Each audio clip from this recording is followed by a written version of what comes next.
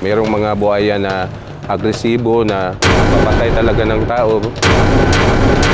Pag nandun yung buhaya, tapos nandun din kami, sigurado kakainin kami. Ganun malaman namin na dito sa dagat, siyempre, kahit yung mga bata, takot na maligo sa dagat eh. Dito sa Sarangani, hindi lang aesthetic video ang nakunan sa isang drone shot. Dahil kung titingnan mabuti, makikita na meron daw dito ang buhaya. Kaya ang mga lokal, pinag-iingat. Pero kung sa Sarangani Province ay kinatatakutan ng buhaya, meron naman kaming nakilala sa Navotas na kasama pa ang buhaya sa sariling bahay. Ngay, final answer na ba yan?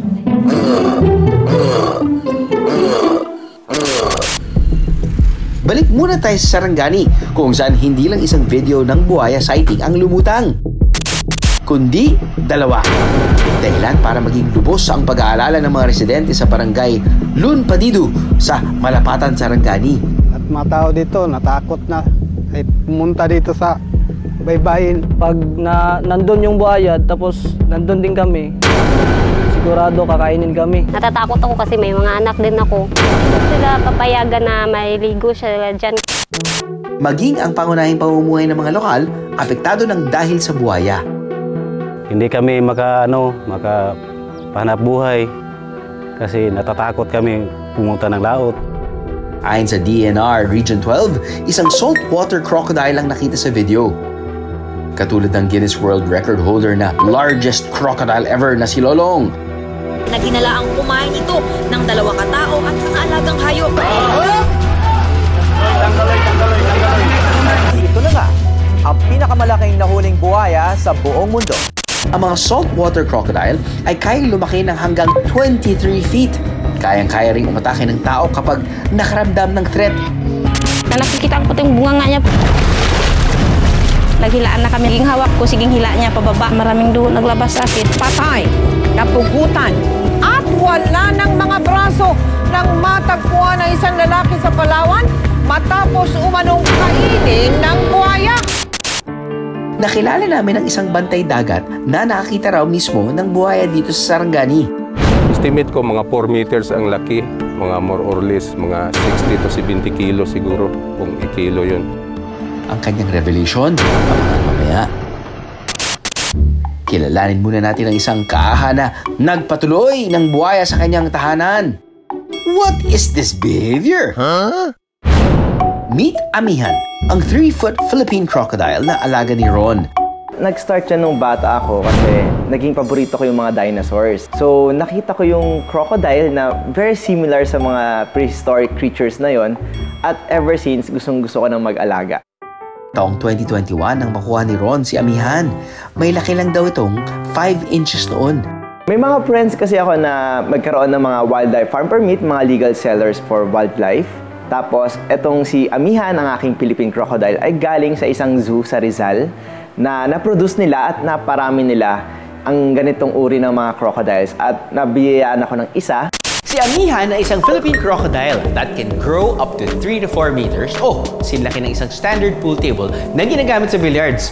Sa wild, naninirahan sila sa mga ilog at lawa at kilala sila doon bilang mahuhusay sa paghuli ng mga isda.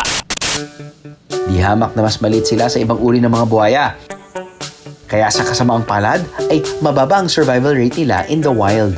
Yung mga nag-aalaga ng mga ganitong wildlife animals in private, tumutulong kami para makip healthy yung ganitong animals. Kasi sa wild, mas mataas yung chance nga nilang ma-hunt or mapatay. Dito sa captivity, pag nagkasakit sila or nagkaroon sila ng mga pangangailangan, nabibigay namin agad to at nadadala namin sila sa mga tamang professional.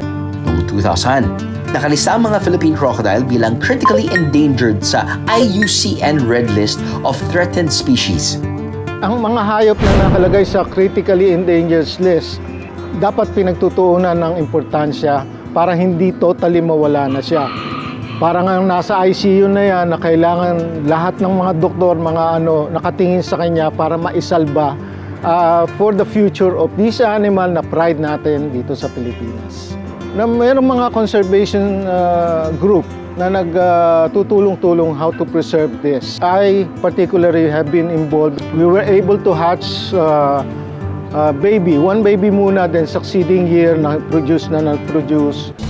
Hindi basta-basta ang pag-aalaga sa mga buhaya, mga kaaha. Hindi siya for beginners. It's best left alone sa mga professionals who understand yung care and management ng species na inaalagaan. Curious ba kayo kung paano ang a day in the life of a crocodile owner? Ron, take it away!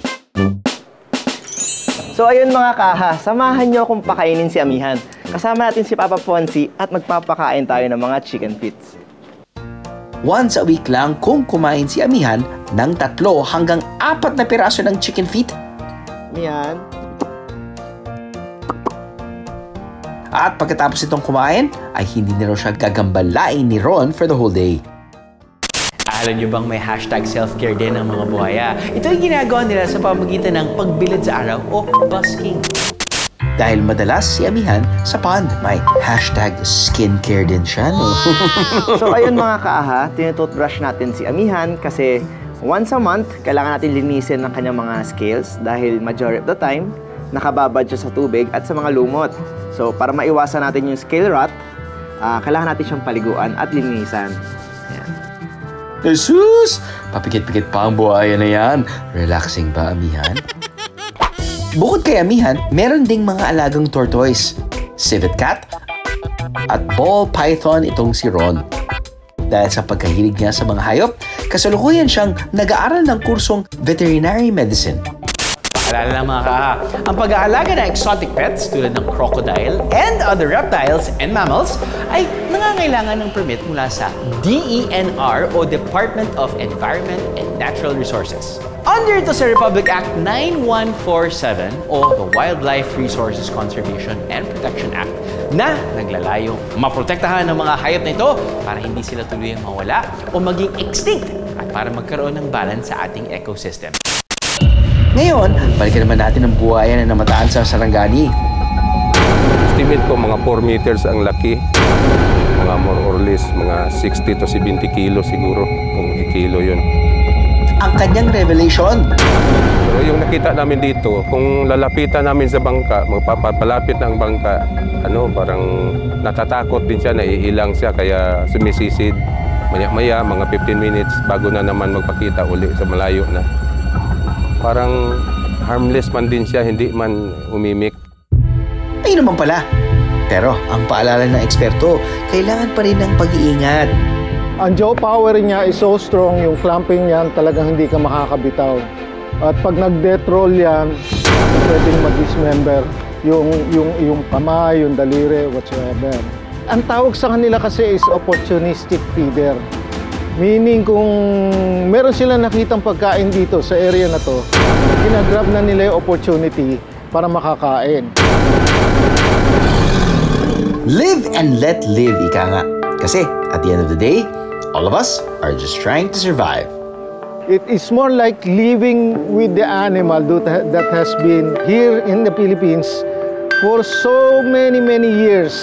Dapat matuto tayong mamuhay together with them. Kasi ito yung dati nilang habitat, tayo nanirahan din dito. Dapat matuto tayong magbigayan.